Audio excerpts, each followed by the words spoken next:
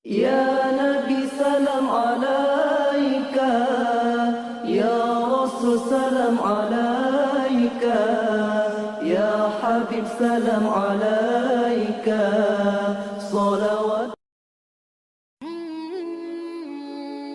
Sebuah kisah nyata yang terjadi di negeri Paman Sam. Patut kita ambil hikmahnya. Silahkan menyimak kisahnya. Semoga Allah mengizinkan kita menjadi pemuda seperti yang terdapat dalam kisah ini. Amin. Ada seorang pemuda Arab yang baru saja menyelesaikan bangku kuliahnya di Amerika. Pemuda ini adalah salah seorang yang diberi nikmat oleh Allah untuk mendalami agama Islam dan mempelajarinya. Selain belajar, ia juga merupakan seorang juru dakwah Islam. Ketika berada di Amerika, ia pernah berkenalan dengan seseorang yang beragama Nasrani. Hubungan mereka sangat akrab, dengan harapan semoga Allah memberinya hidayah untuk masuk Islam. Pada suatu hari, mereka berdua berjalan-jalan di sebuah perkampungan yang ada di Amerika. Dan kebetulan pada saat itu, mereka melintas di dekat sebuah gereja yang terdapat di kampung tersebut. Temannya yang Nasrani itu meminta agar ia juga turut masuk ke dalam gereja tersebut. Semula ia sangat keberatan, namun karena temannya terus mendesak dan memintanya agar ikut memasuki gereja tersebut. Akhirnya pemuda muslim itu pun memenuhi permintaan temannya tersebut dan ikut masuk ke dalam gereja. Pemuda tersebut duduk di salah satu bangku dengan hening. Sebagaimana kebiasaan mereka ketika pendeta memasuki gereja adalah mereka serentak berdiri untuk memberikan hormat dan kemudian kembali duduk. Di saat itu si pendeta agak terbelalak dan terkejut ketika melihat kepada para hadirin dan berkata, "Di tengah kita ada seorang muslim. Aku harap ia keluar dari sini." Pemuda Arab itu tidak bergeming dari tempatnya. Pendeta tersebut mengucapkan perkataan itu sekali lagi, "Di tengah kita ada seorang muslim. Aku harap ia keluar dari sini." Begitu seterusnya sampai berkali-kali, namun pemuda tersebut tetap diam dan tidak bergeming dari tempatnya. Hingga akhirnya pendeta itu berkata, "Aku minta ia keluar dari sini dan aku menjamin keselamatannya." Setelah sang pendeta berbicara seperti itu, barulah pemuda tersebut bangkit dari duduknya dan beranjak keluar. Di ambang pintu, pemuda muslim tersebut berbalik dan bertanya kepada sang pendeta, "Bagaimana Anda mengetahui bahwa saya adalah seorang muslim?" "Dari tanda yang terdapat di wajahmu," jawab sang pendeta. Kemudian sang pemuda itu pun berbalik menuju pintu keluar dan berjalan dengan tenang. Namun sang pendeta melihat kesempatan itu. Ia ingin memanfaatkan keberadaan pemuda muslim di gerejanya ini untuk mengokohkan markasnya tersebut, yaitu dengan mengajaknya berdebat dan memojokkannya dengan beberapa pertanyaan yang menjebak. Pemuda muslim itu pun terdiam dan berpikir sejenak sambil menimbang-nimbang tantangan yang diajukan oleh sang pendeta. Setelah menimbang-nimbang, akhirnya ia pun menerima tantangan debat tersebut. "Aku akan mengajukan kepada Anda 22 pertanyaan dan Anda harus menjawabnya dengan tepat," kata sang pendeta mendengar kesanggupan pemuda tersebut. "Silakan," jawab sang pemuda sambil tersenyum. Sang pendeta pun mulai bertanya, "Sebutkan. 1 yang tiada duanya. 2 yang tiada tiganya. 3 yang tiada empatnya. 4 yang tiada limanya. 5 yang tiada enamnya. 6 yang tiada tujuhnya. 7 yang tiada delapannya. 8 yang tiada sembilannya. 10 sesuatu yang tidak lebih dari 10. 11 yang tiada 12-nya. 12 yang tiada 13-nya. 13 yang tiada 14-nya. 14 sesuatu yang dapat bernafas namun tidak mempunyai ruh. 15 apa yang dimaksud dengan kuburan berjalan membawa isinya? 16 siapakah yang berdusta namun masuk ke dalam surga? 17 sesuatu yang diciptakan Allah namun dia tidak menyukainya. 18 sesuatu yang diciptakan Allah dengan tanpa ayah dan ibu. 19 siapakah yang tercipta dari api? Siapakah yang diazab dengan api dan siapakah yang terpelihara dari api? 20 siapakah yang tercipta dari batu? Siapakah yang diazab dengan batu dan siapakah yang terpelihara dari batu? 21 sesuatu yang diciptakan Allah dan dianggap besar. 22 pohon apakah yang mempunyai 12 ranting? Setiap ranting mempunyai 30 daun. Setiap daun mempunyai 5 buah, 3 di bawah naungan dan 2 di bawah sinaran matahari. Mendengar pertanyaan tersebut, pemuda muslim itu tersenyum dengan senyuman yang mengandung keyakinan kepada Allah. Setelah membaca basmalah, ia menjawab, 1 yang tiada duanya adalah Allah. 2 yang tiada tiganya adalah malam dan siang.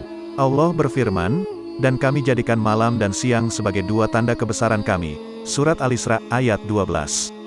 3 3 yang tiada empatnya adalah khilafan yang dilakukan Nabi Musa ketika Nabi Khidir merusak kapal yang ditumpanginya, membunuh seorang anak kecil dan ketika menegakkan kembali dinding yang hampir roboh. 4 yang tiada limanya adalah kitab-kitab yang diturunkan oleh Allah, yaitu Taurat, Injil, Zabur dan Al-Quran. 5 yang tiada enamnya adalah salat 5 waktu. 6 yang tiada tujuhnya adalah jumlah hari ketika Allah menciptakan makhluk. 7 yang tiada delapannya adalah langit yang 7 lapis. Allah berfirman, yang telah menciptakan 7 langit berlapis-lapis. Kamu sekali-kali tidak melihat pada ciptaan Rabb yang Maha Pemurah sesuatu yang tidak seimbang. Surat Al-Mulk ayat 3. 8 yang tiada sembilannya ialah malaikat pemukul arsy Ar-Rahman. Allah berfirman, dan malaikat-malaikat berada di penjuru-penjuru langit. Dan pada hari itu 8 orang malaikat menjunjung arsy Rabbmu di atas kepala mereka. Surat Al-Haqqah ayat 17. 9 yang tiada sepuluhnya adalah mukjizat yang diberikan kepada Nabi Musa. Tongkat, tangan yang bercahaya, angin topan, musim paceklik, katak, darah, kutu dan belalang.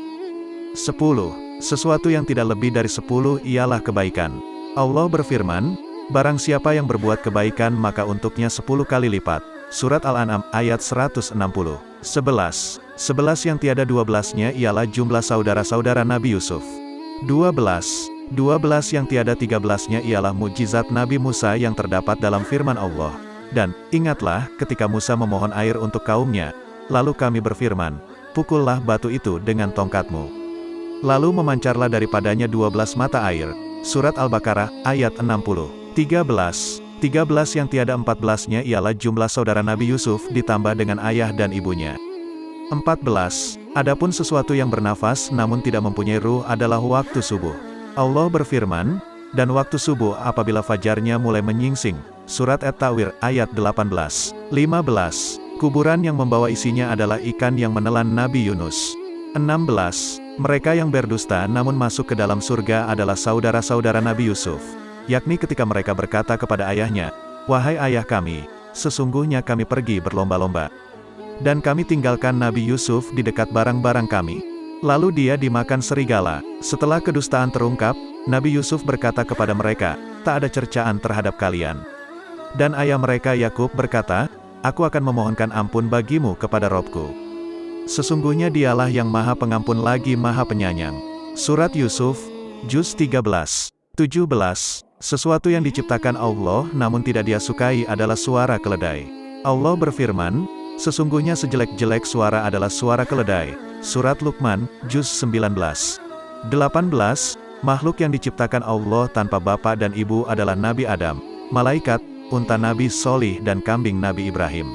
19 makhluk yang diciptakan dari api adalah iblis, yang diazab dengan api ialah Abu Jahal dan yang terpelihara dari api adalah Nabi Ibrahim. Allah berfirman, wahai api, dinginlah dan selamatkan Ibrahim.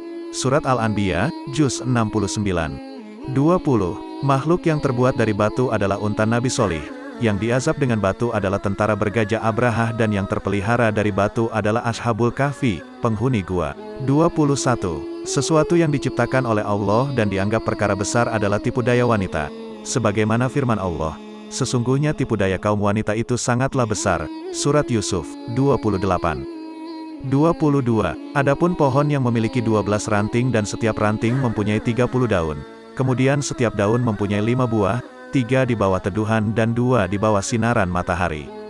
Maknanya, pohon adalah tahun, ranting adalah bulan, daun adalah hari dan buahnya adalah salat yang 5 waktu, 3 dikerjakan di malam hari dan 2 di siang hari.